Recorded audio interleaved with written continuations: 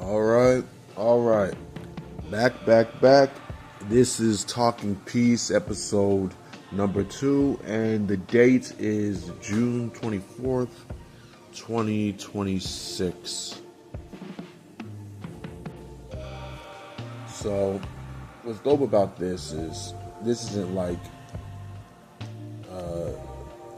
the other people on streams and everything like that, because whenever I want, I could just pause this recording and handle something and come back, and based on how it sounds when I listen back to it, you wouldn't even know, which is pretty cool. But with that said, I want to talk a little bit about more about what the show's going to be, because I gave a little bit of an idea yesterday, and I mostly understand what I intend to do here, but it's going to continue to form as I continue to do the show and get more comfortable doing it.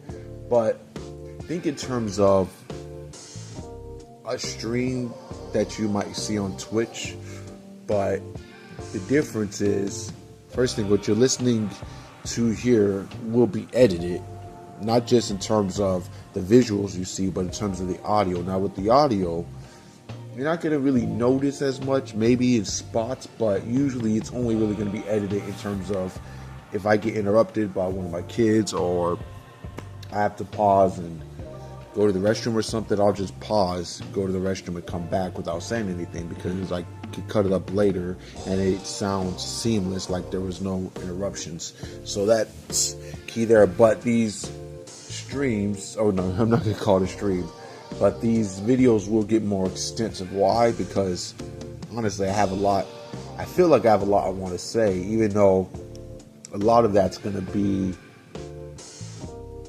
what's going to compel that is going to be the quotes I read to you, the articles I read from, the documentary clips or film clips that I react to.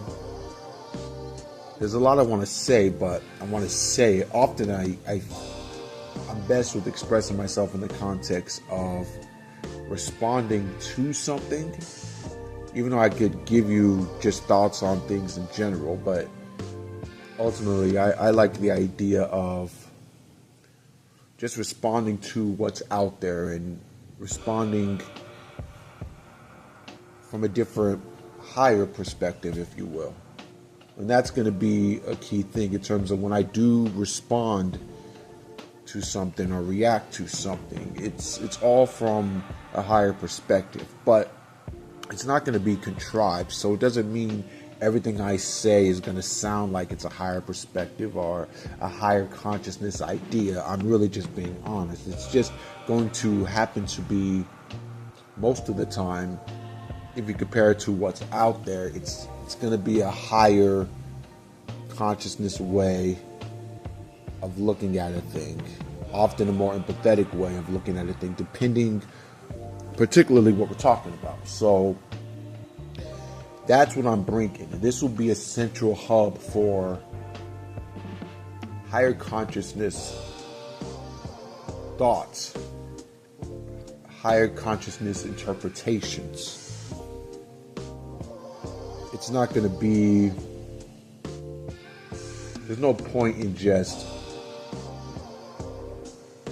giving your run-of-the-mill opinion on, or me giving my run-of-the-mill opinion on a thing in terms of, well, my run-of-the-mill opinion is going to be something that's a little higher consciousness, I would think so. But what I mean is, there's no point in just doing a show and just giving a run-of-the-mill opinion in terms of similar to what everyone else is giving. Like, I want to add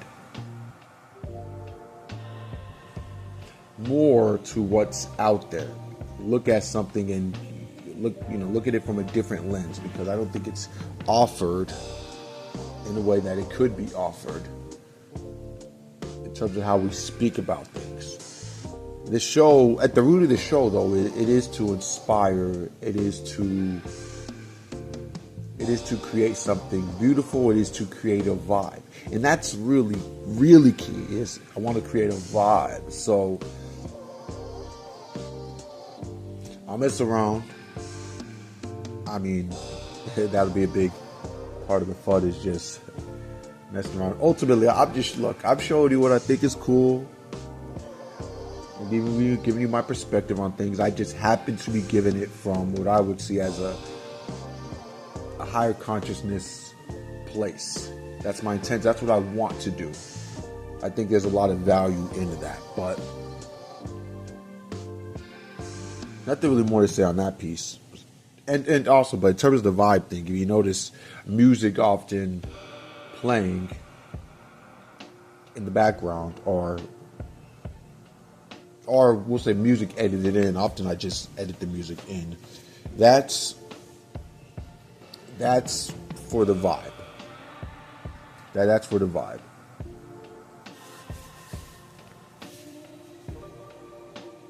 In terms of music in the background, it's something I consider like literally playing music as I'm recording. But I don't know if the sound quality will play as well if I do it like that. But I might play around with that in certain instances just to see how it comes across and decide if it's something I want to continue to do. Anyway, though, what I want to start with is saying, well, this is not the start anymore, is it? But let me mention I'm in Houston, Texas. In case you're wondering, that's where I am. I'm in Houston. You may see visuals of, neighborhoods, ponds, dwellings of different sorts, like schools or stores. That's from Houston. So that's where the images are coming from, and way more often than not, they're images that I recorded myself and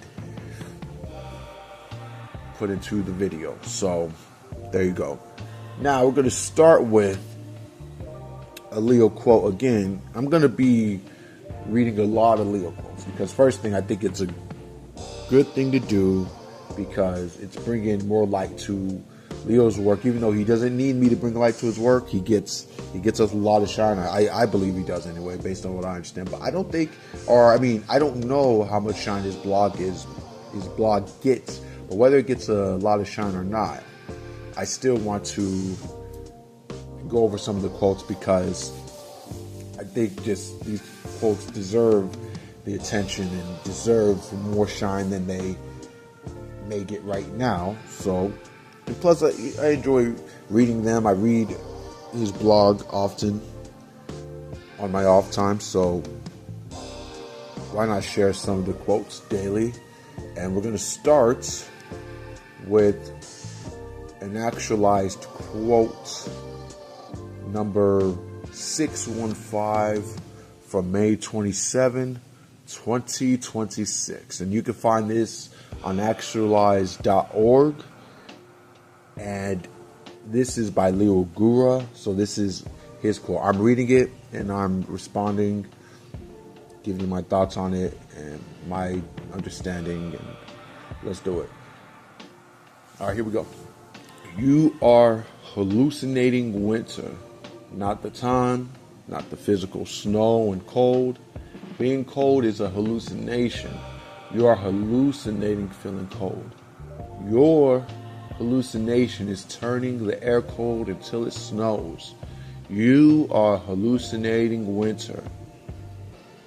So think about that. And the thing about winter and all that is Houston, as you know, almost never gets snow. I've rarely ever seen snow out here. But I grew up in Colorado, so snow's crazy out there. It can get very crazy. But let me read this quote again so everyone gets another chance to hear it. You are hallucinating winter, not the time, the physical snow and cold.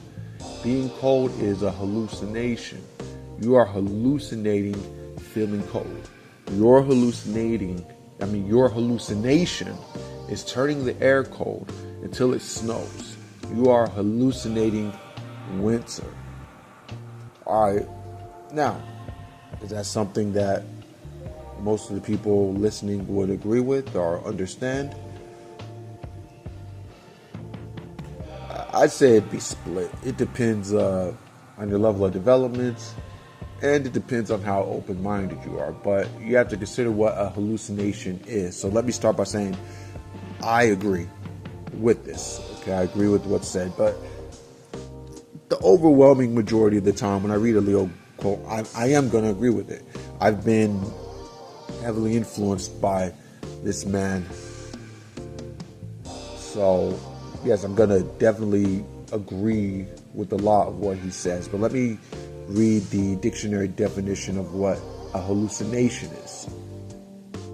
A hallucination is a false sensory perception that occurs in the absence of a real external stimulus.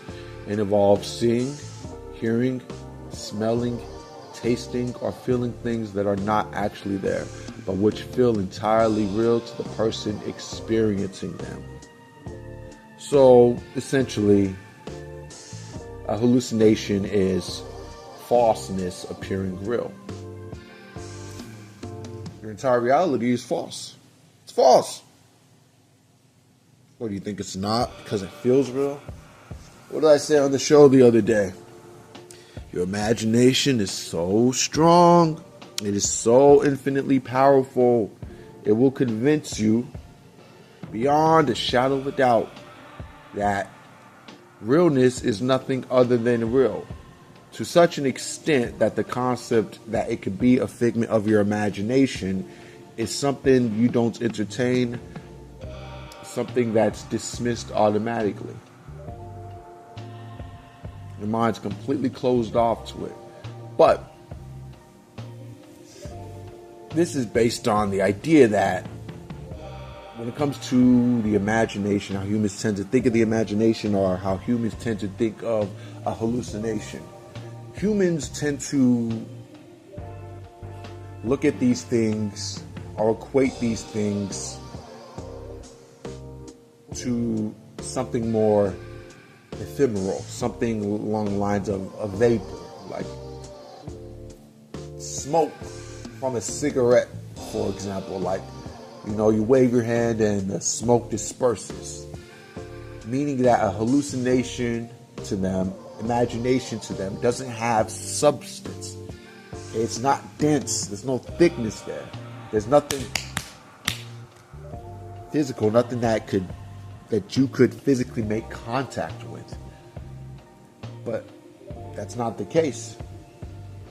That's just what your understanding of what a hallucination is, or what imagination is. As in, there's no way that something you've always equated to being conjured up in your mind, a hallucination, or your imagination creating these hallucinations, there's no way that, I'm trying to think of a good way to really put this, but there's no way that a hallucination could be so real that it's impossible for you to be able to distinguish it from actual reality, because you think of actual reality as the thing with physical substance. We think of actual reality as something you can make physical contact with. There's no way a hallucination could be indistinguishable. But in fact, it can be indistinguishable because you're hallucinating everything right now. But understand, before you started this life, you made the decision that you would hallucinate the reality you're hallucinating. So this goes a lot deeper than that. I'm not gonna go on and on with it at this point. I'm gonna move on to the next quote. I will touch more on this whole idea in the future, I'm sure, with other quotes that are read, but just take it as all that you are encountering in your life is a hallucination which is derived from infinite imagination, which is derived from infinite intelligence. That's what you are pulling from, but you're doing this unconsciously and you don't have an understanding of how you're doing it. you don't have a real conception of how a hallucination can be indistinguishable from physical reality. But this is, in fact, the case. Let's move on.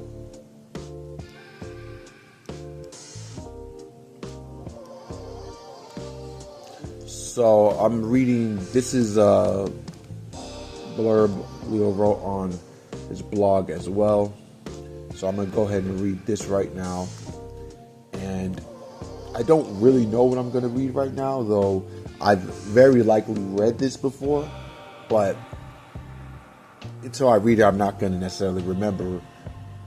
So essentially, I might be reacting in real time or not, but it might be something that I've already come up with an opinion about. But just letting you know, let's do it. Okay, this is on his site, actualize.org, and it's titled Anti-Creative Pressures, May 26, 2026. This is a good insight about creativity and art. So this links to something on Instagram. Let me click this real quick, see what comes up.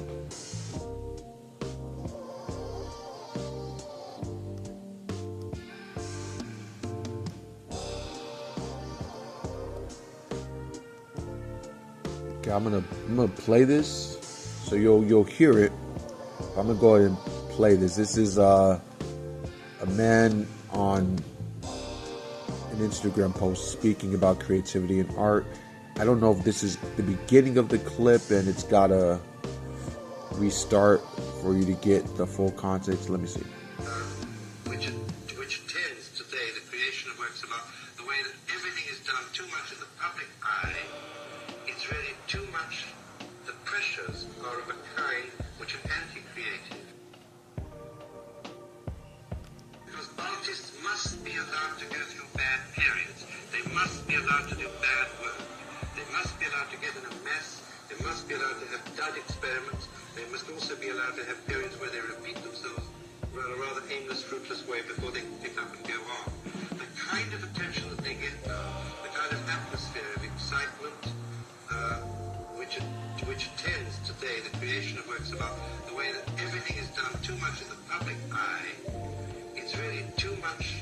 The pressures are of a kind which are anti-creative.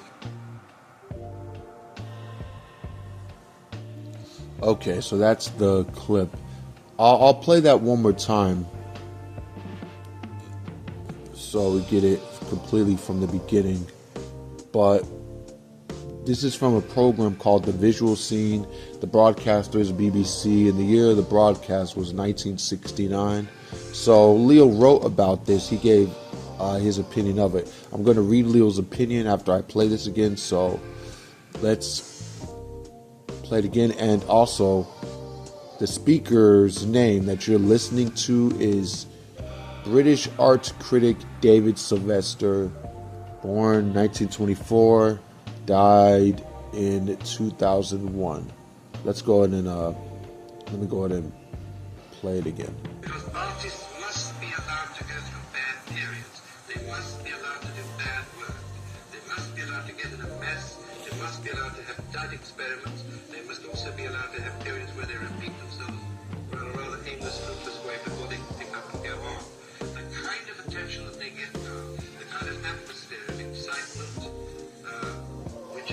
which tends today, the creation of works about the way that everything is done too much in the public eye. It's really too much. The pressures are of a kind which are anti-creative. Yes, this is true, and it's so funny that he says this because this, well, actually, I don't know when this was released. This was in 1969. So, wow, that's so applicable to today. Let me read Leo's opinion on this. So he starts by saying, this is a good insight about creativity and art, and he links to the Instagram page. And then he says, under the link, but I specifically want to connect this with science and academia. To be truly intelligent, scientists and academics need to allow their minds to be messy, which they are not allowing. Modern science and academia is so anti-creative that, of course, they are stuck. The rampant rationalism of academia constipates the mind, lowering its natural intelligence. This is the godlessness of academia. The messy mind is more intelligent than a buttoned up one. Mental fluidity is intelligence. The most intelligent mind is so fluid that it can flow around anything. In art, you are allowed to make bad art. It's no big deal. But in science and academia, you are not allowed to be imaginative. As soon as you do, your colleagues will eat you alive and excommunicate you like the witch that you are. But the witch's mind is more intelligent than the scientist. Now, I've read a fair amount about Leo's perspective on science, and watched enough of his videos, or a bunch of his videos on science and academia. Still, though, I don't really feel like I should comment too much on the science aspect of this, because that's not necessarily where I would consider my expertise or understanding to be. In terms, I don't spend a lot of time breaking down the limitations of science and academia, even though I can acknowledge when I read or listen to his videos, watch his videos, the truth behind what he's saying. But in terms of the art aspect of this and how important it is to have a mind that's fluid, that's as true as ever. That's as relevant as ever. And in terms of what the man in the Instagram clip spoke about, in terms of this excitement around things and not being free to be able to make mistakes or be a bad artist, that comes with inherent limitations. It is anti-creative, and it's the world we have to deal with. How do I feel I deal with that effectively? I don't know. I think the work that I've done on myself in terms of the consciousness work has at least opened up my mind and freed my mind enough where I don't spend too much time worried about what others will think about what I put out there, what I consider art, whether it's bad or not. I just don't get too caught up in the worrying aspect of it. But I'm sure I'm still negatively impacted in some form or another. But I will attest to a mind that is more fluid is definitely more intelligent and more effective in its arts, because I've experienced this reality for myself in terms of, as my mind's become more open and more fluid, my art has become better. I can more easily create. I get less hung up on what is good or bad. I'm better able to connect with what's true within and use what's true within to best create what works for me. So the best are to create something unique or different or honest, but something that's ultimately more satisfying to myself. All right, so I'm going to move on beyond that. And that's not what's considered a quote on his site. That's a blurb he wrote, what Leo Gura wrote on his site. He wrote that blurb May 26, 2026. So just a little bit earlier this year, about a month ago. I'll do another actualized quote. This is actualized quote number 614, and it simply says, "God is a point of view from nowhere." And this quote was posted May 26, 2026. But once again, the quote is, "God is a point of a view from nowhere," which makes sense. That's another way of saying God is a point of view from everywhere. So God is everything. Everything is everything. God is infinite perspective. So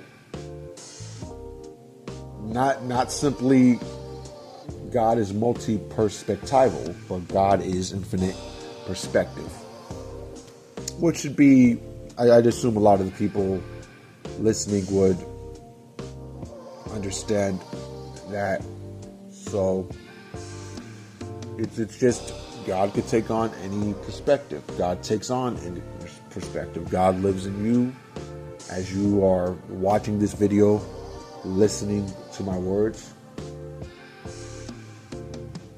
God is incarnated as you, living as you, only knows you.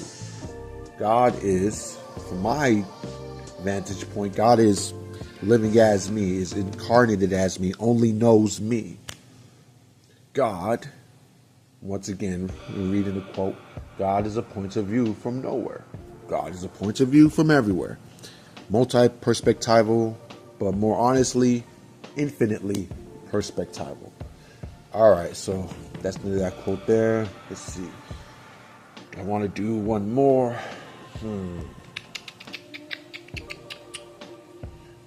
Should I just sing while I'm doing this? I'm gonna sing. I'm just kidding. Anyway.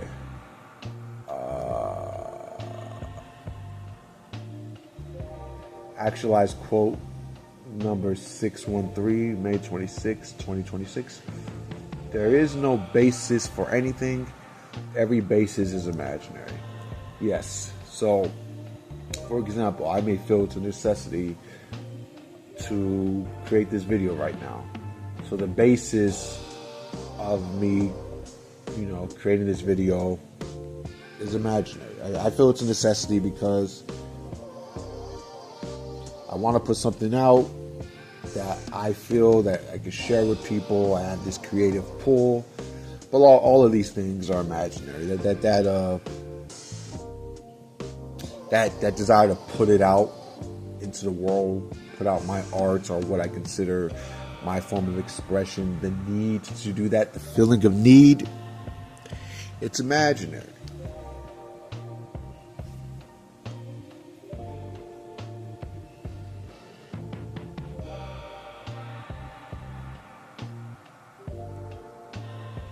All right, let's move. We'll move past that. But actually, touch back on that. Because I want to think about that a little bit more. Like the feeling itself of wanting to put out something to the world, wanting to create. Is that imaginary though? Because I can see that as imaginary. Because I think ultimately I know that the root of the urge to be creative is derived from source, which is the only real thing, source, which is God. So God is not imaginary, but the concept of God is imaginary, and the concept of what I'm feeling as a need, that's imaginary too.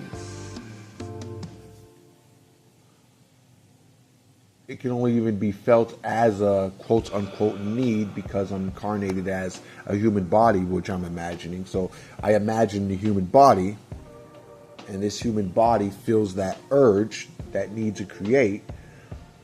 Well, seeing how the whole human body is imagined, then the urge that human body is feeling, that need that the human myself is feeling, must be imaginary too.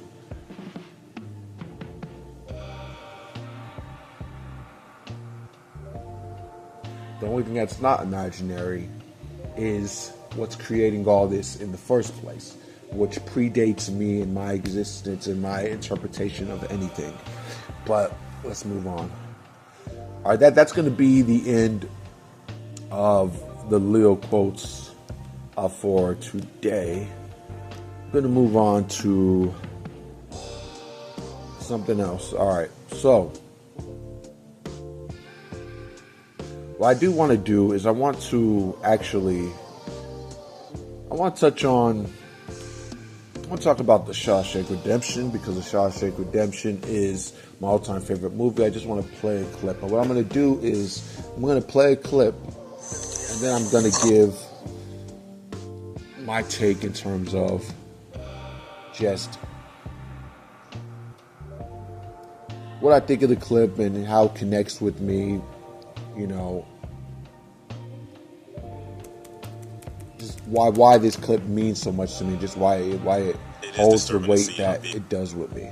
So, why it resonates with me. Let me see. Give me a second.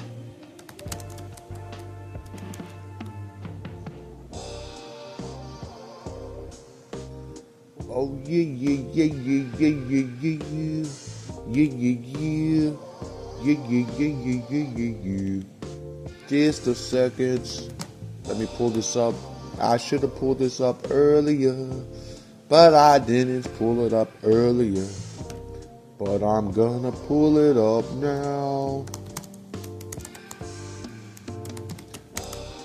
I don't know if I'm gonna do one or two clips.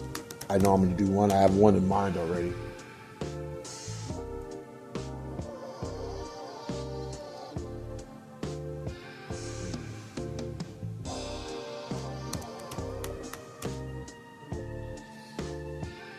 Okay. So this is, look, I don't know who's watched Shawshank Redemption.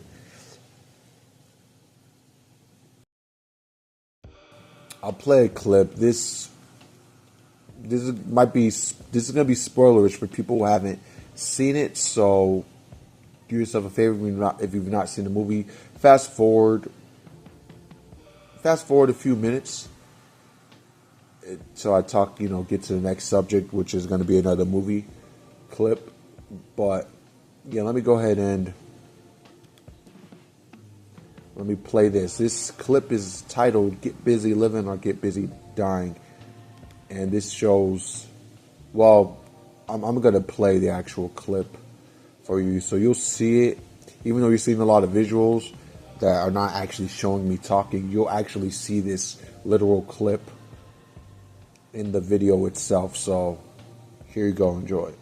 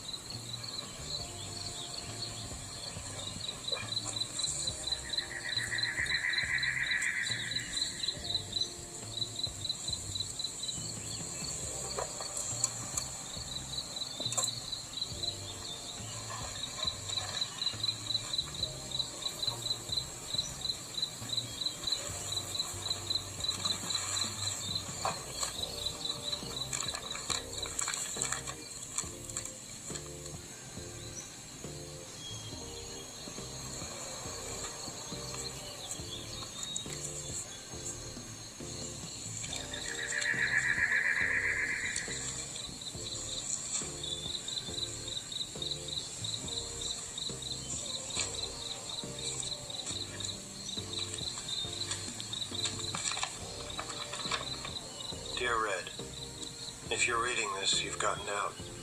And if you've come this far, maybe you're willing to come a little further. You remember the name of the town, don't you? Say what's in there. I could use a good man to help me get my project on wheels. I'll keep an eye out for you, and the chessboard ready. Remember, Red, hope is a good thing.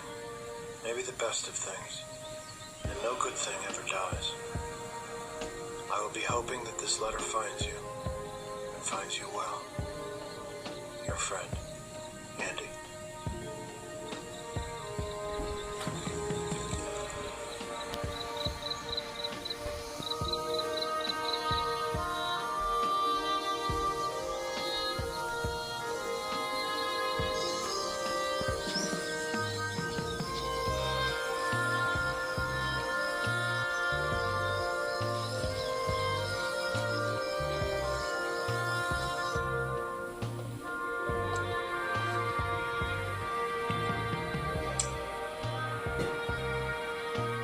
busy living or get busy dying. That's goddamn right.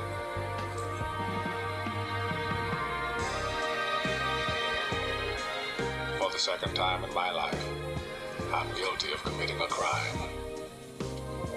Parole violation. Of course, I doubt they'll toss up any roadblocks for that. Not for an old crook like me. 40 got Texas police. I find I'm so excited I can barely sit still or hold a thought in my head. I think it's the excitement only a free man can feel. A free man at the start of a long journey whose conclusion is uncertain. I hope I can make it across the border. I hope to see my friend and shake his hand. I hope the Pacific is as blue as it has been in my dreams. I hope.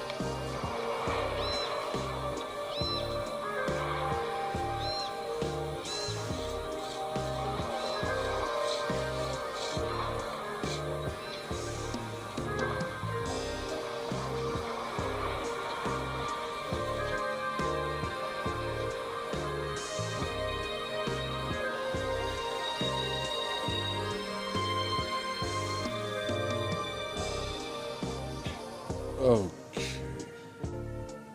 So that was the ending of The Shawshank Redemption, which is my all-time favorite movie. As I said, I read the book, or you could call it a novella, back when I was in high school.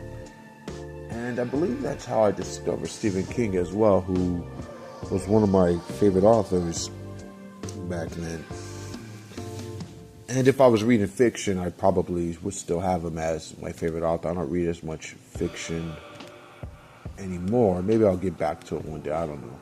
But anyway, this movie really had everything. But even if you think it might sound cheesy, at the root of it was heart. This movie had a lot of heart. And it was, obviously, the performances were great. Tim Robbins and Morgan Freeman. And we know Morgan Freeman's a legend, but against all odds, Andy Dufresne was carried forward by a light that existed within him. And remember what he said, hope is a good thing, maybe the best of things, and no good thing ever dies. So this, you want to look at it from a certain lens, and even this isn't really a stretch. This is probably the most accurate way to look at it, is that hope represents the light represents the truth.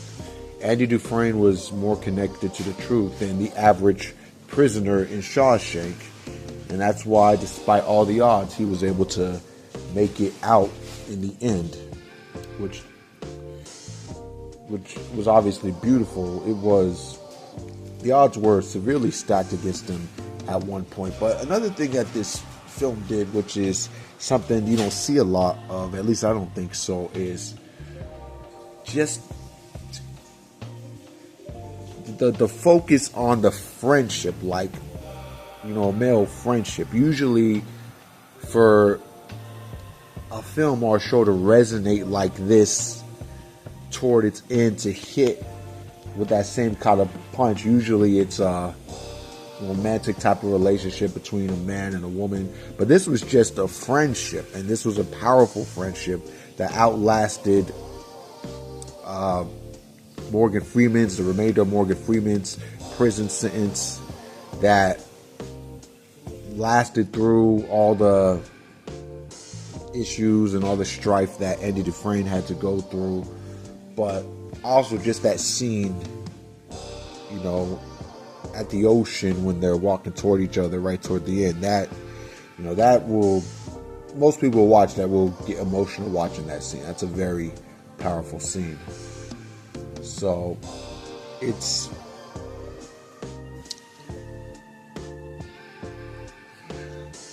there's something about that scene, and just the blue water, the sea. It's like a dreamy feel to it. And there's other films I'll talk about where there's a dreamy feel to a certain scene that show how it's done, which when the director does that right in terms of shooting a scene in such a way where there's this kind of dreamy feeling, that resonates with me.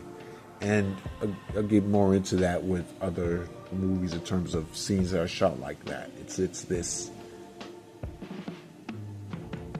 The word I can think of right now is dreamy. Just how maybe a feeling of being free or something that's in these scenes that just hits different. But yeah, that's Shawshank Redemption is literally number one on my favorite movie list, and there will be other clips I'll play in the future because it's such a powerful film. And Eddie manages to make it through, even though Morgan Freeman told him at one point that what he wanted was a pipe dream. Institutionalized, is that what they called it in the movie, in terms of just getting used to and dependent on the prison itself, getting dependent on the routine and the way things are, how that prison does that to your psyche. And you remember Brooks from the movie Shawshank Redemption and how that prison life negatively impacted him to such an extent where when he was released, he felt like he had to commit suicide because he couldn't handle the bigness of the real world. So, crazy. All right, let's move on. Gonna go to what are we gonna do? Now, this movie I believe is highly underappreciated. The actors in this movie, Storm Reed and Daniel Watt to Hale. What I'm going to do is, so I could put respect on this brother's name, let me go ahead and actually get the proper pronunciation. I don't want to just be saying it wrong.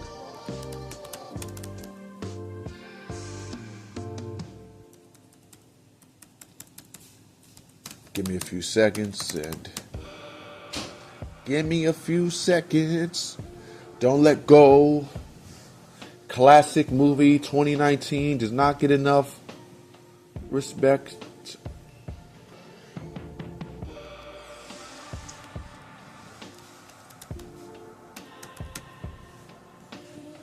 So looking up getting his pronunciation.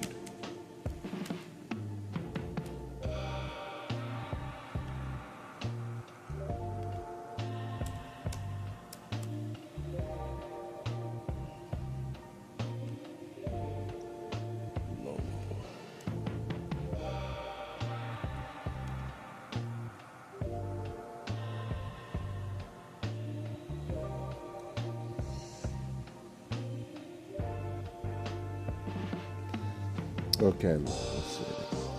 All right, so the actors in this film are Storm Reed and David Oyelowo. I hope I pronounced that right.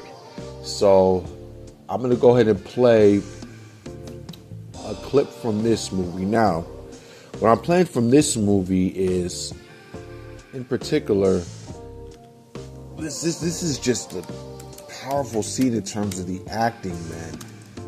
I mean, both of them are so good, but in this particular scene, Storm Reed kills it. I mean, David Oyelowo and Storm Reed kill it.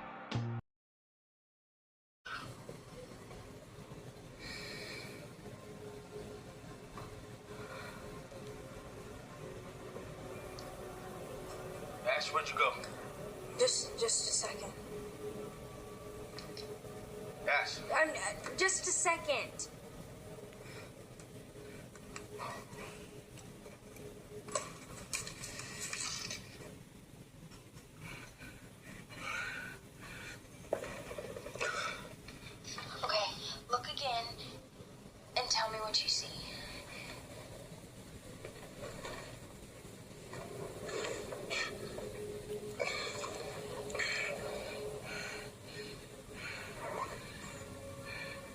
put a red question mark written in crayon there with a yellow piece of bubblegum.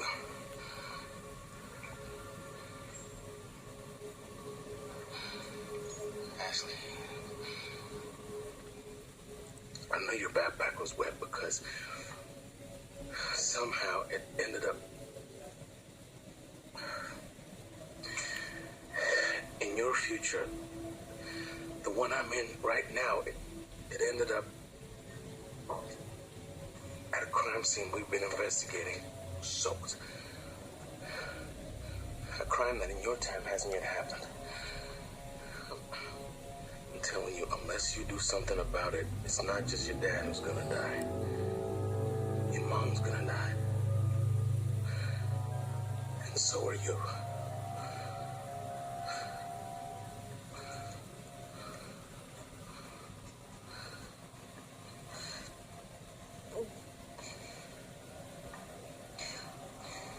Would you know, because you're my time-traveling uncle from the future.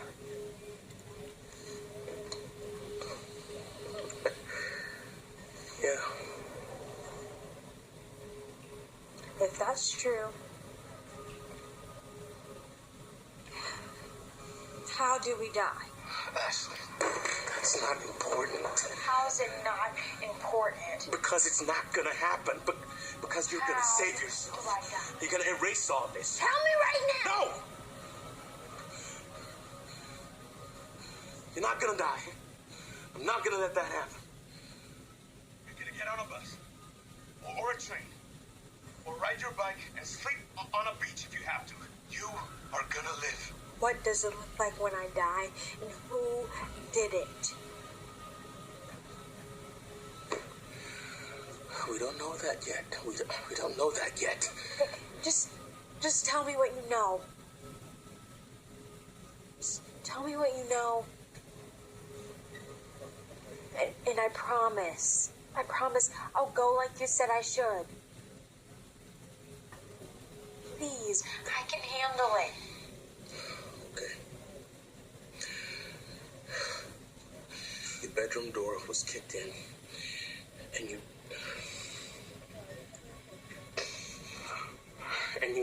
died right on your bed.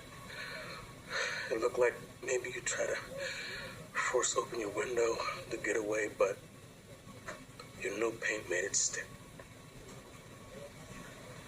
New paint made it stick. Yeah. But as long as you're alive, you can change this. Whatever you do, don't forget that.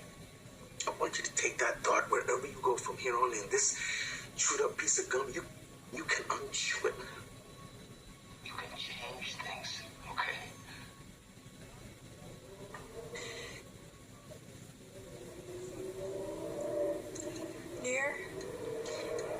You're here. Right here. All right. That's the scene. So that's that. The Storm Reed killed that man. Killed it. And so did David. That resonates with me. And just the way the whole film is shot, that film is just off the chain. And it just does not get enough credit. I don't know why it gets so much shade. It seems like when I was reading reviews that it was getting shaded in ways I just didn't think it deserved. But I love that movie.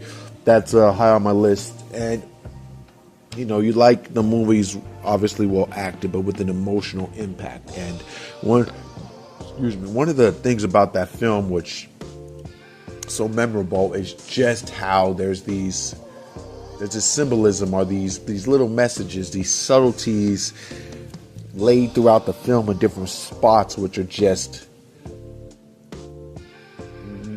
beautifully done. For example, there's throughout the movie you'll hear or see the words, "You save me, I'll save you." It's sung at one point in the movie. There's a character that sings those words, but you hear those words repeatedly throughout the film, and it's pretty much conveying the idea of the main characters played by David and Storm Reed, that he does one thing from his time, he saves her. She does one thing in her time, and she saves him.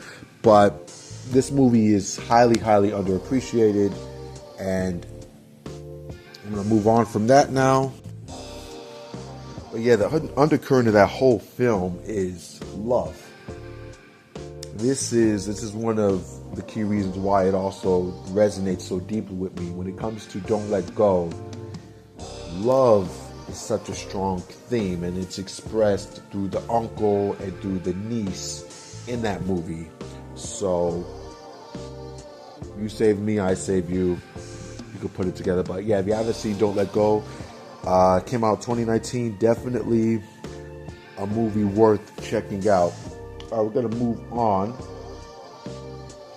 What I want to move to, people, is not the news, because we don't do the news.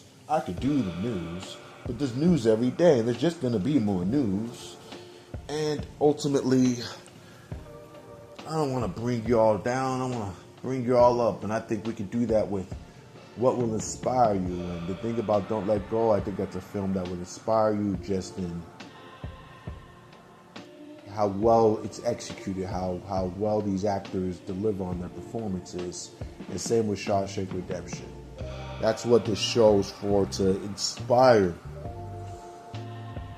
So, wonderful, wonderful movies. And I'll play the clips from these movies, and I will talk about those movies again at a future time. There's no way I can't. I love those movies. So, I was going to play a clip from Chemical Hearts, which is another one of my favorite movies. It's a love story. I love this movie. This was a movie I saw on Amazon Prime. I don't know if let's see, will they have clips, and I don't know what clip I want to play. It's not necessarily going to be, I don't know if there's going to be the kind of clip that I want to share.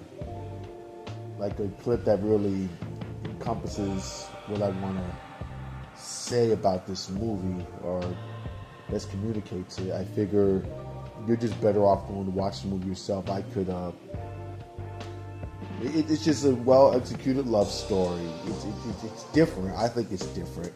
And I also like the friendships that are showcased throughout this movie. This movie came out in 2020, and yeah, it's an Amazon original film. So, Chemical Hearts, check it out. Something I would recommend. I guess I could go ahead and play the trailer for you. You could hear the trailer.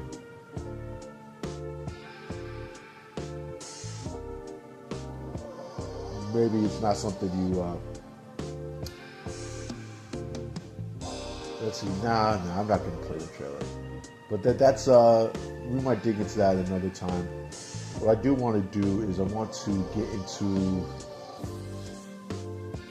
Crazy Wisdom, which is a documentary I've watched about a man whose name I cannot recall, but he was someone he was a seeker, you could say. But he was an alcoholic, which is something I've definitely perplexed by.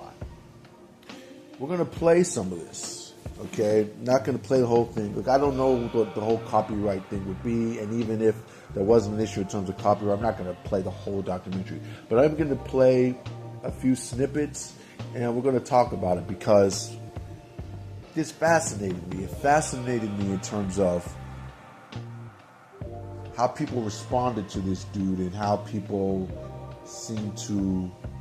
how he was received well by so many people, and yeah, in his spiritual journey, he was a drunk, which is just, it's always fascinating to me because consciousness work as a whole has brought me to the point where I don't have a desire to drink anymore. It removed it. And you have to understand, there was a point in time where I really did love to drink, so it makes me wonder how anyone who is advanced in this work could want to drink. Because this dude in this documentary, I'd assume he's way more advanced than me. Now don't get it twisted, I put real work in. Okay? So I'm not lightweight at this, even though I got a long way to go. But I would think this dude is more advanced than me, so it's perplexing as to why he would be a drunk and drink like he does. But it shows you humans are complex, and in terms of our internal energy blocks and the way they're situated within, it determines, or it definitely influences things differently for different people. It has a different impact on different people. So for one person, drinking gets knocked out more quickly when they do this work. For another person, it takes longer before the need to drink gets impacted if they drink. So, and then plus if he's been like an alcoholic, I've never been an alcoholic, so there was less that needed to be undone or changed within to undo or to remove my desire to drink. But I'm going to play some of Crazy Wisdom. You might see visual snippets and then other snippets that are of me or whatever else I was recorded or decided to put in the film, or in the video, but I'm likely not gonna play just a straight up documentary through and through without, it's gonna be some of the visuals from the film and some other visuals that are just my visuals. So, all right, let's get it. Let's go.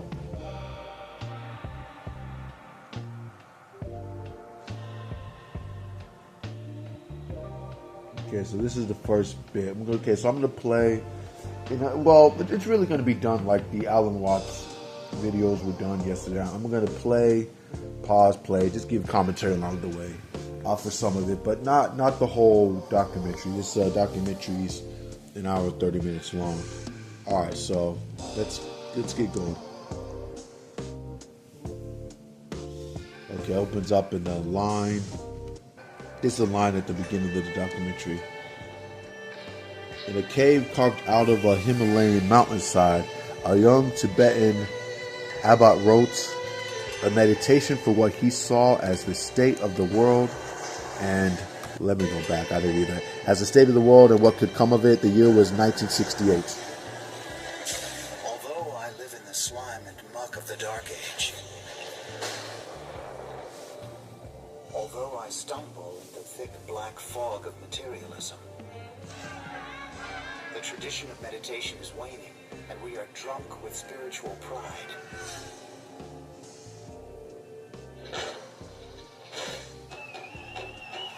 This is regarded as a very dark age, and a time in which they're showing protest scenes and things of that sort, and looks like war scenes. You see military people out in the streets, or protesters out in the streets, a lot of smoke and chaos, and it's similar to a lot of what's going on now in 2026. Definitely, it would definitely benefit the world to have more people that seriously meditate. That is for damn sure. Let me continue. the world's wisdom has in some sense faded. This is the time of... You say world's wisdom has faded. Was there ever much wisdom in this world in terms of en masse? I mean, you've always had individuals who have wisdom to impart, but in terms of the masses of people, nah, wisdom has never been a thing that's permeated any large population. It's just not as I see it. Hell on earth. Sadness is always with us, and unceasing depression fills our minds. The Chinese had invaded, and there was a time before that when Tibet was really, you might say, a spiritual paradise. But now it was like a hell. The teachings were going to be lost if they couldn't be transferred to the West. And so his whole role in life was to make that transfer.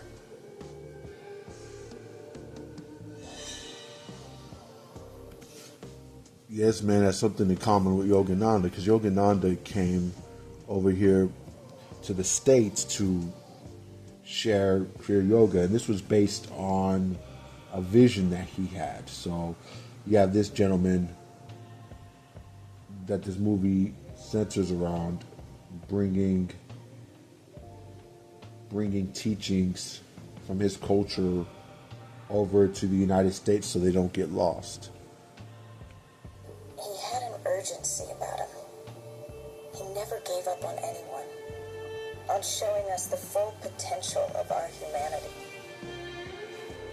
The heretics and bandits of hope and fear are transformed into crazy wisdom.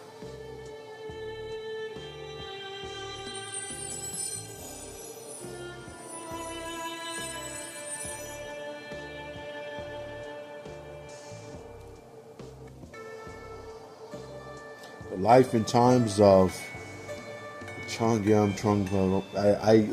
I can't pronounce it. I better wait for the film to say. I've seen. Let me pause quick. I've seen this documentary before, but it's been a while. And in terms of pronouncing his name, I'll wait for them to say the name again. You'll hear the name, and that's why I'm not saying the name. I'm not going to pronounce it correctly anyway. But this is a philosopher that's brought powerful teachings to the United States, and this is what this documentary is about. And this man was a drunk, but let me continue. Which is a direct translation from the Tibetan, what's known as the Yeshe. This is him Cholwa. speaking right now. Yeshe, meaning wisdom, Cholwa, is gone wild. So in this case, it's crazy as gone wisdom. We had this conversation way back in 72, I think, in San Francisco. We were comparing our itineraries. And I said, don't you get tired of constantly going around? I'm getting a little tired of running around. He said, oh, that's because you don't like your poetry. I said, what do you know about my poetry? He said, well, why don't you do like the great poets of old, like Miller Raper? Why don't you just get up on stage and compose on the tone? Why do you need a piece of paper? Don't you trust your own mind? The red flag flies above the Potala. That's tricky, man, because to be able to trust your own mind, that was Allen Ginsberg speaking. But to be able to trust your own mind, that takes work, man. It's not so easy. Way back in 72, I think, in San Francisco, we were comparing our itineraries. And I said, don't you get tired of constantly going around? I'm getting a little He's a tired poet. of running around. He said, oh, that's because you don't like your poetry. I said, what do you know about my poetry? He said, well, why don't you do like the great poets of old, like Miller Raper? Why don't you just get up on stage and compose on the tone? Why do you need a piece of paper? Don't you trust your own mind? The red flag flies above the Potala. The people of Tibet are drowned in an ocean of blood. A vampire army fills the mountains and plains. But self-existing dignity never wanes.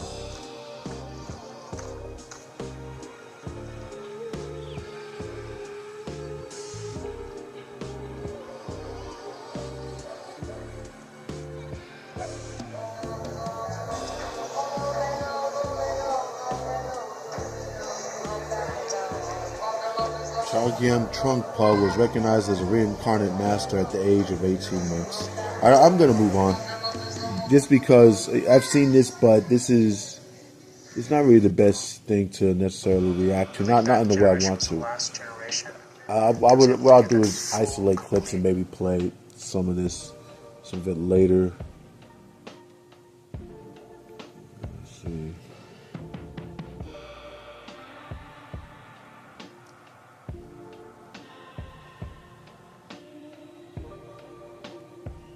Alright, so, okay. Move on from crazy wisdom.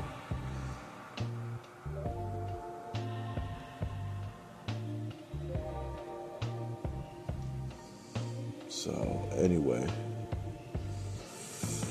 In terms of doing now. So, look, it's a documentary worth checking out. He teaches people in the West, which is, the United States, and he gets these, it seems like he gets a number of girlfriends, and I guess they eat drinks, and he has such wisdom to share, but he's dealing with his own demons, which is just, it's fascinating.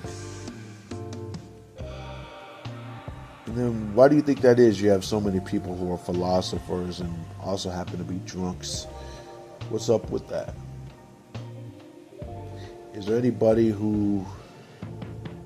Well, I guess there is. Just not common though, but people who have real high quality philosophy to share and who are not drunks. I guess Leo Gura is an example. But yeah. Do is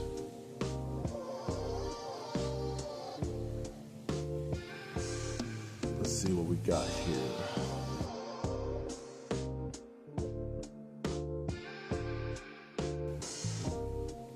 This is Talking Peace. I am you am I.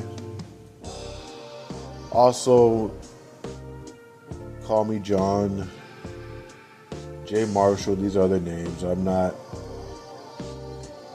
have to be limited to UMI. That's just the name I started out this channel with, so I'm not going to get rid of it.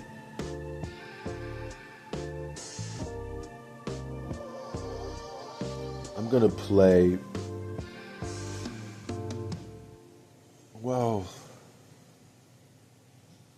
Creative Power of Invisibility. I'm going to play, okay, this is interesting. The creative power of invisibility.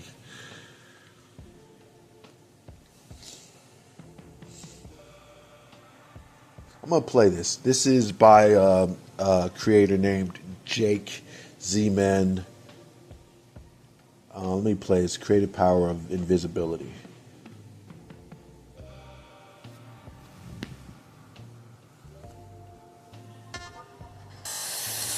Let's take a couple breaths. Okay.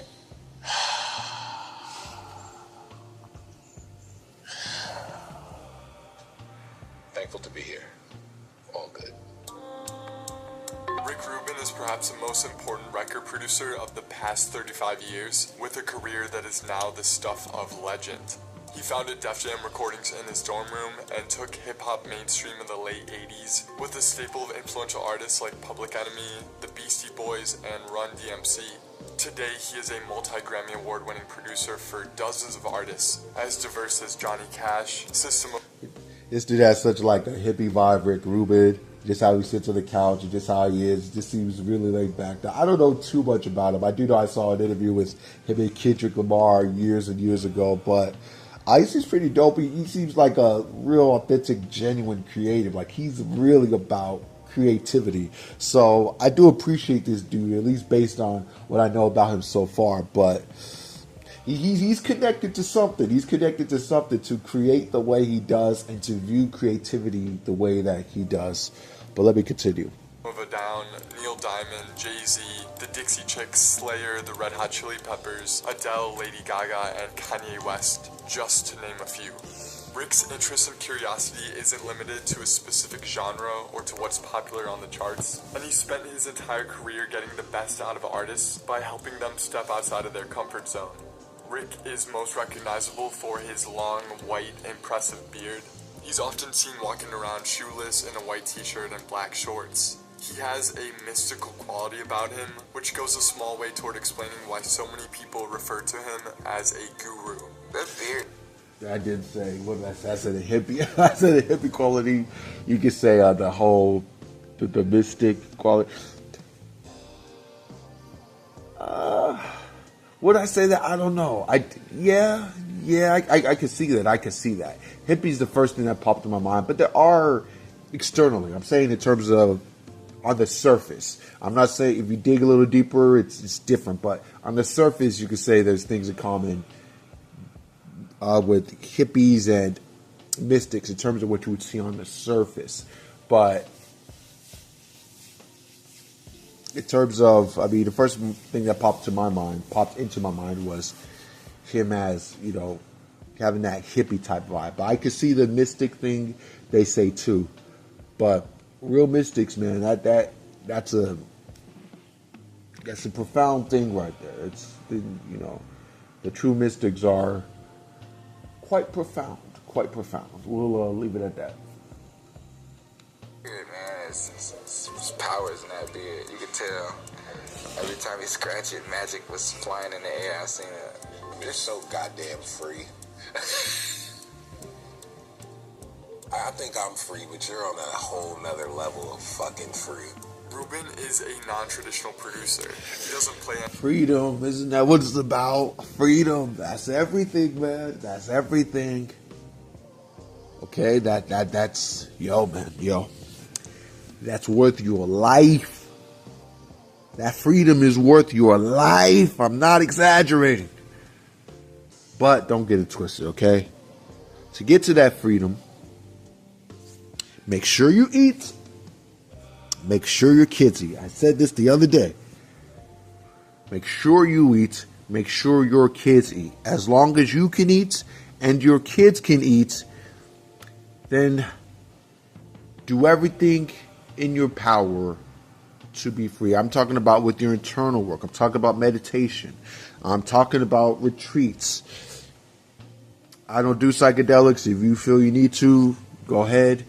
You know, your time alone, going inside, doing, you know, contemplation. And I don't do contemplation either, even though I'm not against it. It's just not something I've really utilized as one of my techniques. But what I'm saying is, in terms of achieving real, genuine,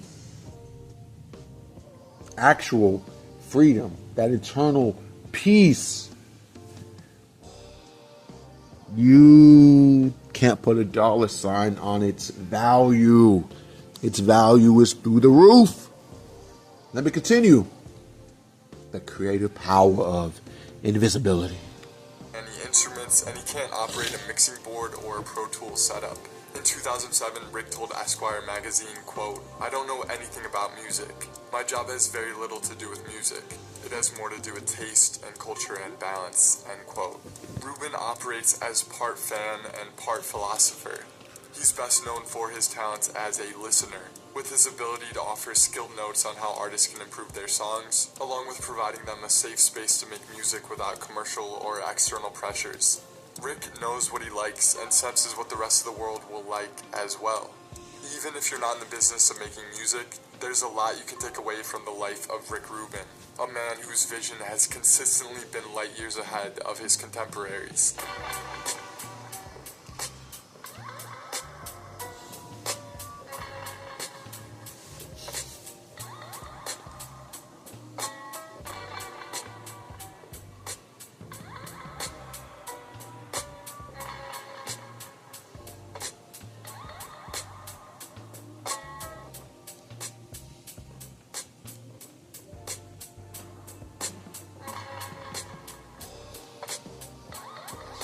All right, this is showing just highlights him doing some meditative stuff, some yoga type of techniques.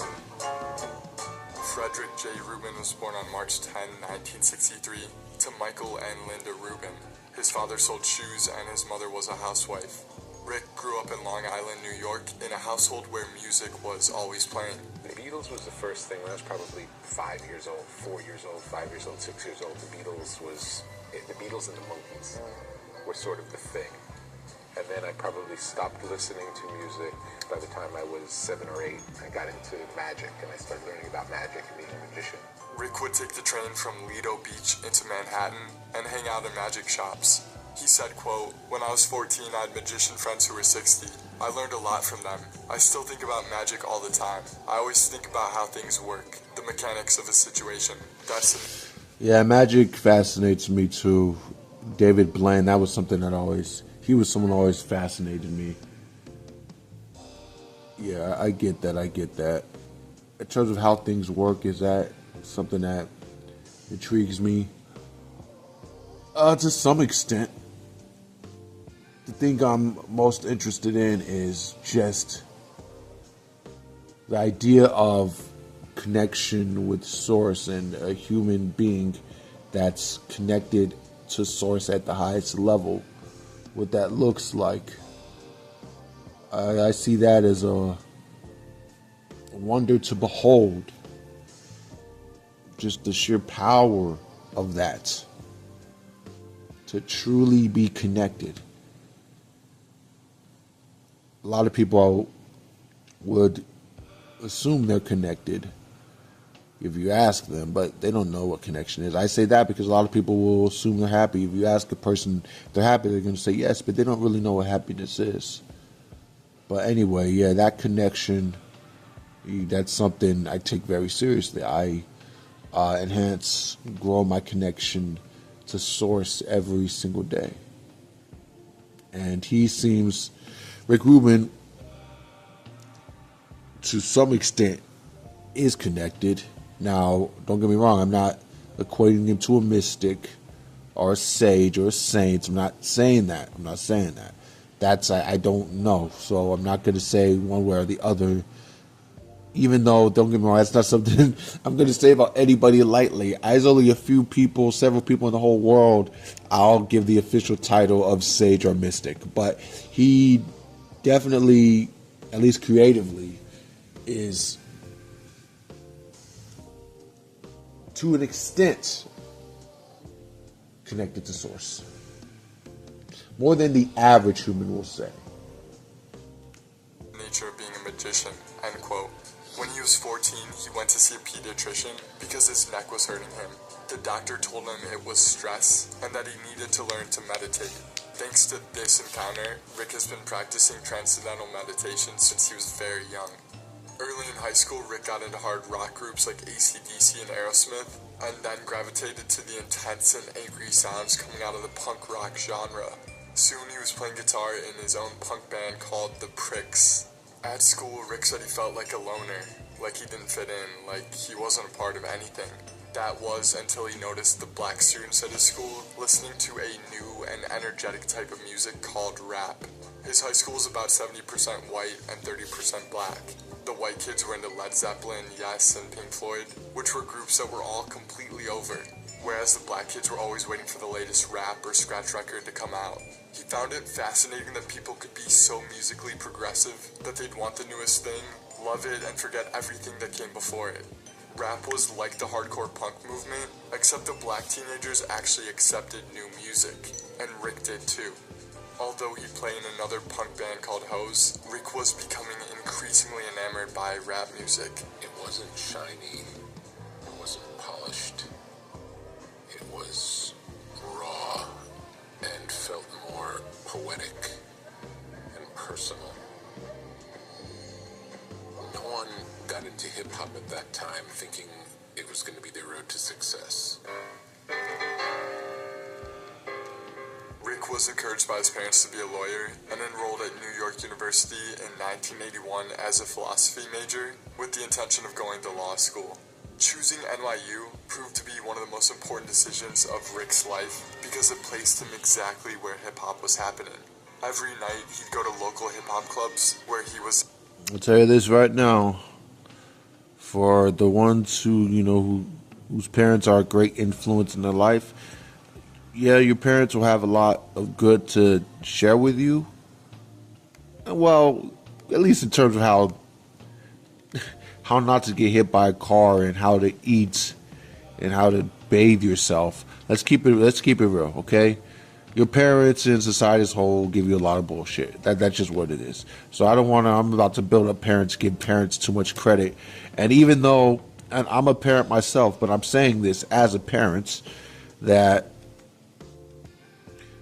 you have to go with what's true for you. Your parents could encourage a law school, you to be a doctor, this and that, but they don't know what the F's good for you. You know what's good for you. So trust your intuition. If you're not really good at reading your intuition, meditate more or do more internal work. And I don't want to oversimplify it. Like, go do meditation to solve all your intuition problems. Take time to yourself. Put real time into going within. Serious time. And you can develop your intuition. And you can use that intuition to better understand what you should be doing. So your parents may be able to teach you some good, but the truth is your parents' knowledge or wisdom of how things actually work is very limited. And there are parents who are, have more of a hands-off approach enough where they don't force their kids in the wrong direction or accidentally move them in the wrong direction. And that's good, but I think a lot of parents impart advice or steer kids in a direction that's not going to lead them to any real peace or happiness in life. Let's continue the creative power of invisibility. He's the only white person in attendance.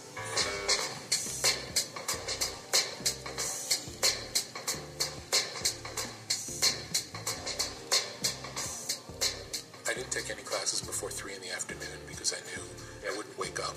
I would go to these clubs like Negril and the Roxy and see what was going on there. And the records that were coming out didn't reflect hip-hop. Hip-hop was a whole interactive culture. And the DJ, the reason in the Def Jam logo the DJ is big is because the DJ was a key piece of the hip-hop world. But the records at the time didn't reflect that. So really the goal of making records was more almost like a documentarian of like, I'd go to these clubs, I'd hear this incredible music, then I would buy the records and they wouldn't be anything like it. And just from the fan point of view of wanting records that sounded like what I heard at the club, I started making them. One of Rick's first friends in the hip-hop scene was DJ Jazzy J, who spun at the hottest clubs and would give Ruben advice on which records to buy. In 1983, the pair decided to make their own record with Jay's brother, T. LaRock, called It's Yours. It's yours! This track took off in New York's hip-hop clubs and rap radio stations during the spring of 1984 and led to Russell Simmons reaching out to meet Rick. Russell was already notable on the scene for being the manager of popular acts like Run DMC and Curtis Blow. Man. We know what happened to Russell Simmons. Do I think it's genuine, legit, or do I think it's people tearing a black man down? Nah, it's legit. He did some shady, some messed up things. We're not going to get on to that, but let's keep it a buck. Is it messed up to bring it up? Should I say anything at all? I don't know, popped in my head. I don't know, felt like saying it, but it is what it is. But at the same time, Russell Simmons did move mountains, so let's acknowledge it. Alright, let's keep this going. When the two first met, they vibed right away because they both liked all the same records. Rick told Russell that he wanted to start an independent record company and wanted him to be his partner. But Simmons was hesitant because he wanted to make a deal with a major label, but Rick was insistent. He didn't want to do it at first. And I said, I'll make the records, and I'll do all the work, and you be my partner. And the more I got to know Rick, the more I felt that my efforts should go into the partnership and not into a separate company. Because I already had Run DMC and Houdini and Jimmy Spicer and Curtis Blow and the Village Four. I was managing a lot of acts. I had a lot. I knew that if he was involved, it was a real label, whereas if I was doing it myself, it was a kid in a college dorm. So while he was still a student at NYU, Rubin borrowed $5,000 from his parents to start the Def Jam label with Russell Simmons. In late 1984, their first release was a 12-inch single of LL Cool J's I Need a Beat, and it sold 120,000 copies. Def Jam's next single was a Beastie Boys track called Rock Hard, which had massive crossover appeal and showed... So I'm sure they'll touch more on the creative power of invisibility, because that's what I want to hear about in terms of a power behind invisibility. My sense of it, before they actually touch on it, is that when it comes to invisibility, invisibility means to be unseen, not seen by people. And I believe if there are not eyes that are on you, it frees you up to be able to create more truly and not to be too worried about what other people think about what you're creating. So I think that's what the title of this video is describing, but it hasn't reached a point where they're really speaking about the creative power of invisibility. And I'm not sure that they are going to reach a point if that's something they're going to talk about. I'll play this a little bit longer. I'm not sure I'm going to get through the whole video. I do dig the video, but at least for in terms of the purposes of today's episode, I don't know if I'll be finishing this whole video. Just like I was going to go through more of that documentary, but I just didn't like the way it kind of was playing as I was doing it. So, all right, so let's get back to it for a little bit, and let's see where it goes. The label was on the right track.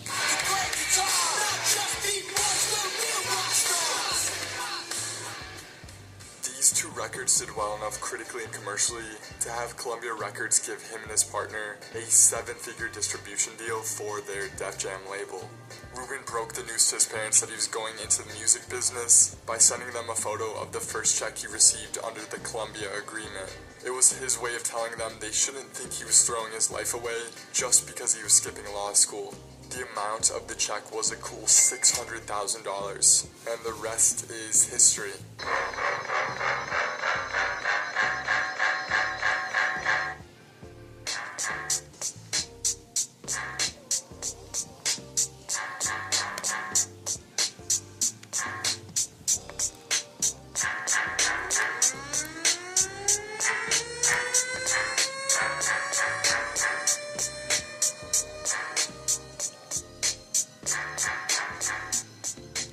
Def Jam became a symbol of adventure and independence in the music world, and Rick established himself as a producer whose name on a record was a virtual guarantee of quality. In a 1986 interview with The Village Voice, a then 23-year-old Rick Rubin said, quote, "Def Jam is a unique label in that we're in the music business, whereas all the other record companies are in the banking business. They loan money, you make a record, you pay it back with your sales, and they take a piece from then on. They look at it as selling something. It's really disgusting," end quote. From the very beginning of his career, Rick never focused on trying to make a hit. Instead, his goal is to make music that excites him and the artist. We didn't make them thinking, oh, this is going to change the world, or I can't wait for everybody to hear it. It was more like, I know my friends will like this, and if, hear it, that's amazing. If we can sell enough of these to get to make another one, we've succeeded. By maintaining a sincere approach to the art, Rick incidentally changed the face of music. I'm gonna rewind that. I accidentally hit something. I might have skipped a second of what he said, so let me rewind that. This is going to change the world, or I can't wait for Billy sales, and they take a piece from then on. They look at it as selling something. It's really disgusting, end quote. From the very beginning of his career, Rick never focused on trying to make a hit. Instead, his goal is to make music that excites him and the artist. We didn't make them thinking, oh, this is going to change the world, or I can't wait for everybody to hear it. It was more like, I know my friends will like this, and if 500 people hear it, that's amazing. If we can sell enough of these to get to make another one, we've succeeded. By maintaining a sincere approach to the art, Rick incidentally changed the face of music forever. But you see that's representative of truth. So he was interested in doing music that excited himself and excited the artist, which means he was interested in making music that resonated with him. First and foremost, him. Okay, yes, the artist too, but he wants to resonate with it as well. So he's trying to get that shared sense of energy ratcheted up, and that starts with creating something or being involved with something that makes himself feel excited. And plus, that excitement, when you feel it within, it seeps through and it impacts other people. And see, when it's genuine excitement, that's rooted in something that's true to you. It is truly exciting to you. And from that, you can be far more effective in whatever it is you are trying to do. Because you're not closed down, you're opened up, and you're making the best thing possible. And that connection to truth is representative of source, because that truth in itself is, I perceive it as a connection to truth helps to create a sense of enthusiasm, and through that enthusiasm you create something that's better. That's all coming from source. Source and truth, and I mean truth with a capital T, are synonymous. So yes, when he says he was doing music that excites himself and the artist, but himself, keyword himself, he's doing something genuine and real, and he's tapped into, on some level, God energy in that. That's not to be taken lightly. That's the stuff that's the substance of magic. That's what creates magic in this world. That's what gives individual humans the power to move mountains, is to be connected to source. And you know you're connected to source by feeling a sense of excitement and enthusiasm for a thing, but an excitement / enthusiasm that stems from deep within, not something that's surface level and just is stimulating certain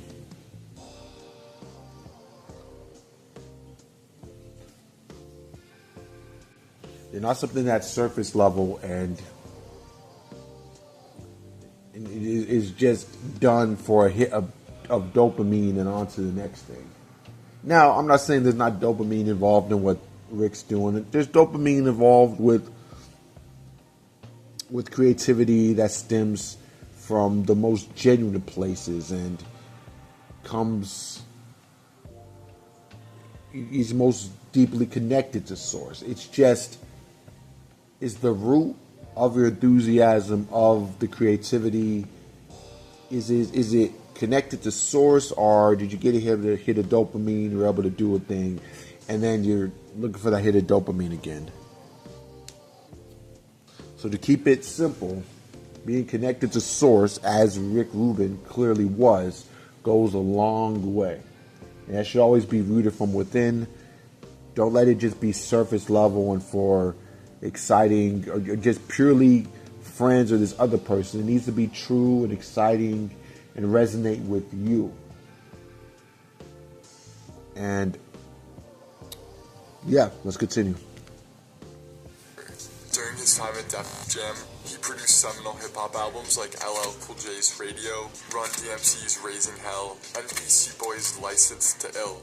With the Beastie Boys, Rick combined his three favorite styles, punk, rap, and heavy metal, into one. And despite its offensive nature, it became the first rap LP to top the Billboard charts. Rubin also produced Slayer's 1986 album, Rain and Blood, which is now considered one of the greatest heavy metal records ever. This album includes dark lyrics pertaining to death, insanity, and murder, and it was considered so outrageous that Columbia Records refused to release it, so they had to bring it to another label.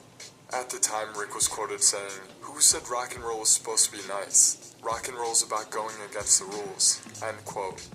In a few short years, Def Jam had become one of the most significant music labels in the world. But Rick and Russell were no longer getting along. They weren't aligned from a music or a business standpoint. There was no real falling out. It was really, and I can remember going out to lunch with Russell and saying, I feel like we'd be better friends if we weren't partners. Do you want to leave the company? He's like, I don't want to leave. It's like, okay, I'll leave. It was like as simple as that. A lot of people would have stayed at Def Jam in Rick's position because it was so profitable, but he's not too attached to things. He didn't find the partnership fun anymore, so in 1988, he left Def Jam and headed across the country to Los Angeles, where he started his next record label, Def American Recordings.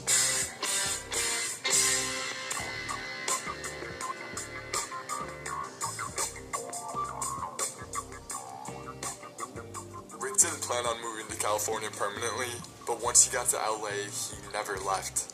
With his new record company, he changed gears and signed hard rock bands like Slayer and Danzig, and made several comedy records with controversial comic Andrew Dice Clay.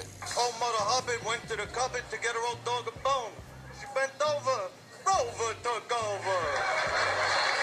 She got a bone of her own, I don't know. Rick said, quote, "After my initial success in rap, I started making rock records and people said, why would you do this? I made a comedy album and they said, why this?" Pretty much every step of the way, people tried to talk me out of what I was doing next. The label's first major commercial success came with the thing about having a mind that's more open and more fluid is it allows you to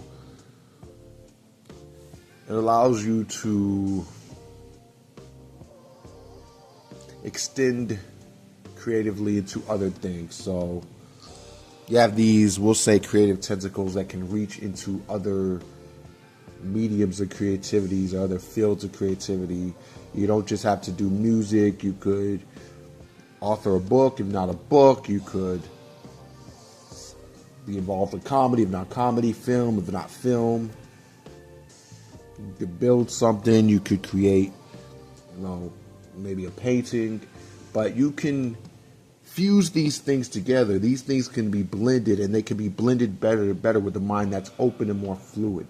You never want to be too locked into one thing. So this is something that I believe, or based on what we've seen here, it seems like Rick Rubin was tapped into. He didn't limit himself to just one kind of music or one genre when it came to what you could release on a record. Let's continue. Black Crowes' 1990 debut album, Shake Your Moneymaker, and 2 years later, the group's follow-up, The Southern Harmony and Musical Companion, gave Def American its first #1 ever. Sir Mix-a-Lot earned a #1 hit with the song Baby Got Back, as well as a platinum-selling album called Mac Daddy. Heavy metal act Slayer also enjoyed commercial success with several gold-certified albums. In 1993, Rick changed the label name to American Recordings. He chose to drop the word deaf after seeing the word added to the dictionary, where it was defined as a slang word meaning excellent. To him, the word had become mainstream and meaningless, so he held a mock funeral for the word on August 27, 1993. We had a funeral at the Hollywood Forever Cemetery for the word deaf. Al Sharpton was the minister presiding over the ceremony.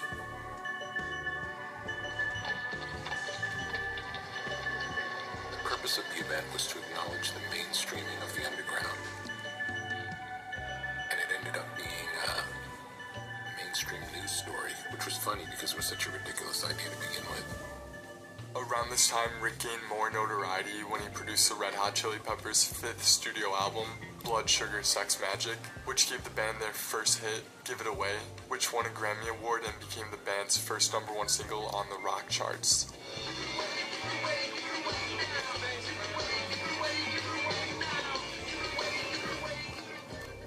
Rubin was impressed when he first saw the Peppers on stage at the Greek Theater in 1989, but was even more impressed by their potential. The producer felt the Peppers were limited in the way they saw themselves as a funk group with rap lyrics. He knew they could play rock on a much wider scale if he could break down the walls in their own imagination. We were a great live band, and we had a power that was really unique, and every time we got in the studio, it all changed. All of a sudden, well, in the studio, you can't just go play. You have to get all these buttons lined up, and you have to do this and this, and it always just didn't sound like us. It was just stiff, weird. We got with Rick, and it was just like, get in a room, put up mics, and start playing music. Yeah. See that?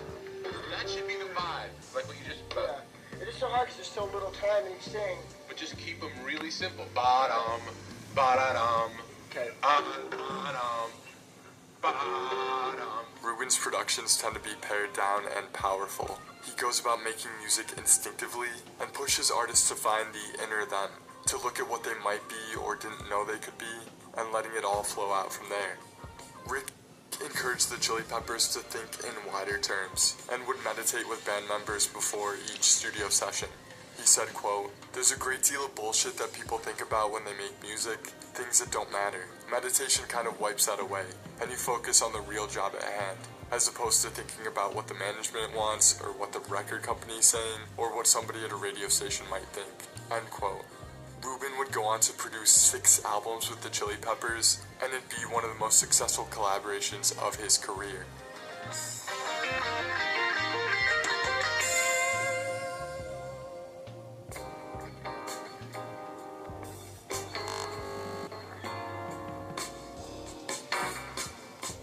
Starting in 1993, Rubin entered a creative partnership with country legend Johnny Cash that turned into a magical 10-year run. Back in the late 60s and 70s, Johnny Cash was one of the biggest rock stars of his day. He had multiple best-selling albums, his own popular TV show, and performed in large sold-out arenas. But the Cash that Rick first met backstage in February 1993 was in a much, much different position. Cash hadn't released a top 10 country album since '76. His longtime record label Columbia, which he helped build, dropped him in '86, and he was now performing in small, dingy clubs. For all intents and purposes, he was washed up. But Rick was looking for a new set of challenges as a producer. Instead of working with more young and established rockers, he wanted to connect with someone who was, quote, I'm gonna actually pause the video doing their best work. right here. I'm gonna move on to something that I wrote, but so I want to read this piece. This is something I wrote. I'm just gonna share it. No, I'll share other things I've written when I do my show, because why would I not? It is my show, and I'll read what I want to read. All right, check it out. Why is your sense of physicality a disadvantage? Well, because it creates a lot of fear, a sense of limitation. When things feel very physical, they tend to feel very contained and separate. Now, what I mean by physicality is probably not how you think of physicality. I'm not simply talking about your ability to touch the wall and feel its realness. I'm not talking about the sense of your legs or arms being connected to your body. No, I'm talking about the sheer sensation of physical weight that you're conscious of when it comes to these things. The heaviness, the thickness. All of this creates an unconscious sense that reality is damn difficult, if not downright impossible, to change.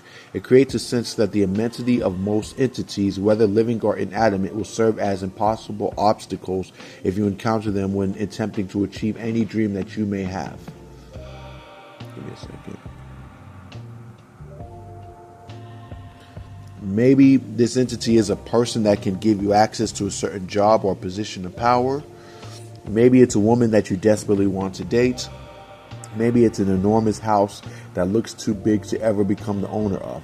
Maybe it's the size of your stomach when you desire to have a six-pack, and maybe it's the size of the muscles that you try to hold in your mind as a physical milestone that you want to set for yourself. Notice what you feel when you think of achieving a thing that you perceive as difficult. Don't you notice that it seems to have a certain weight?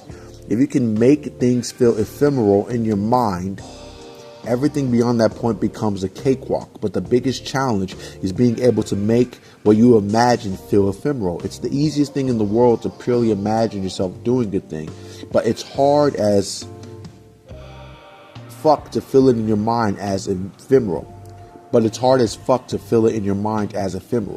Remove its weight. Manage to do that. Make it something you can do with ease, and all that you want comes soon after. This kind of thing is done in dreams all the time, but it's not done in your imagination. Notice how it feels off when you imagine yourself doing something that you've never done in real life, what you might consider a difficult task to accomplish. Notice how disconnected you feel from it, how it doesn't feel quite right. So that weight that I speak of is resistance. That weight that I speak of is an energy block, and it's there and will remain there because you simply don't know blocks. All right, that's a little that's a bit that I've written that's part of this, I guess you could say, this unfinished book. But I wanted to read that. I figured it might be helpful to some people listening to the show today. All right, so we listened to you all listened to some of the Rick Rubin bio. It didn't really get too much into the invisibility aspect of things, but it touched on some valuable stuff, and it was interesting. We watched some of it. Worthwhile, not unworthy of a watch. I might actually go back and watch the rest of it by myself, but I don't know if I want to finish it for this show. I don't think I'm going to do that. No, instead, we'll get just a little more into the physicality of things.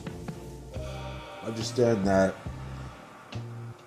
it is illusory, but intellectually knowing it's illusory in terms of the physicality of everything doesn't really hold much weight. You need to have an experience with, I would say, the disintegration of a sense of physicality within yourself. When you start to feel physicality as a whole disintegrating in terms of your internal impression of it, that's when this becomes real to you. That's when you really get the sense of how powerful your imagination is. And that comes with serious time put into internal work. So that's food for thought right there. And I hope I've given you a good bit of food for thought on today's show, which I'll be ending in a few minutes. Obviously, it's not we, it's just me here. I'll tell you this, man, I am so inside today. Houston is crazy hot. I went out to get groceries when it was cooler out because I walked to get my groceries. The store is not too far. I don't mind doing that. I actually love to walk. I love to walk.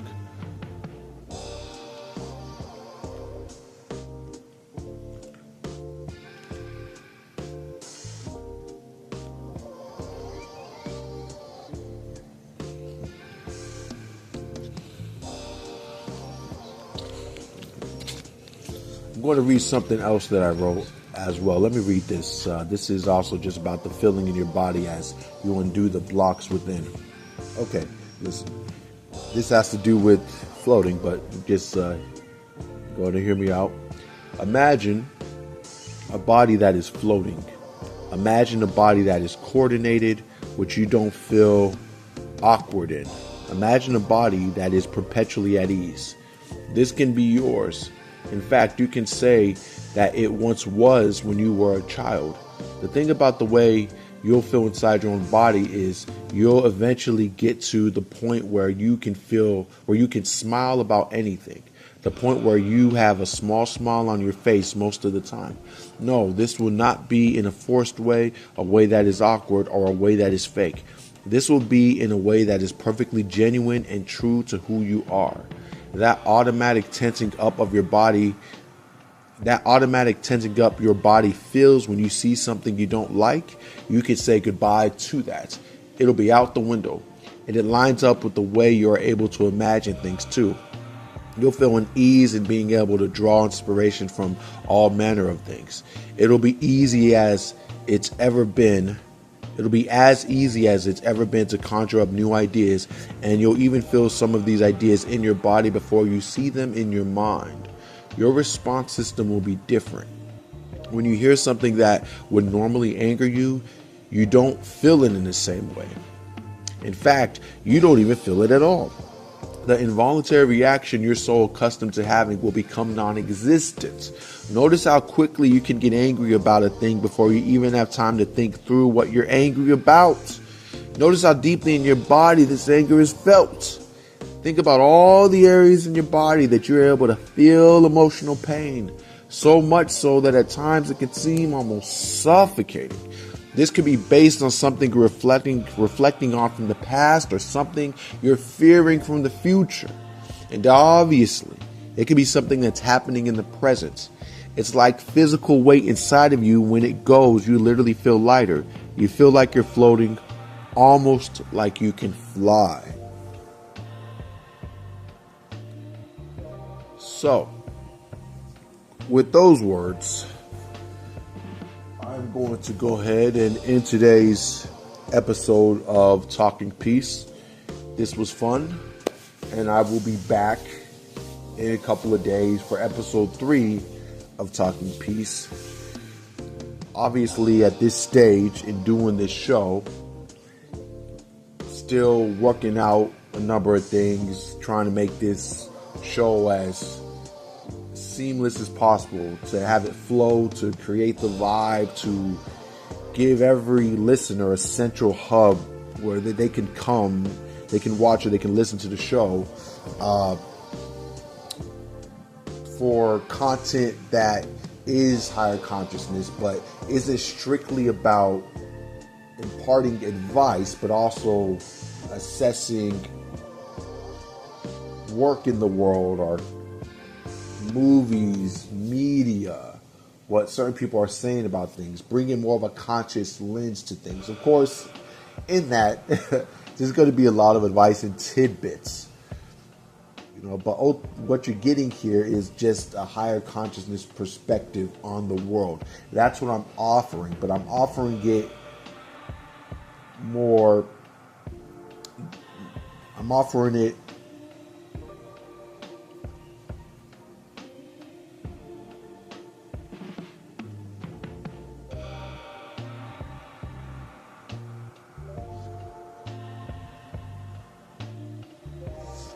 but the show as a whole is more central to that idea.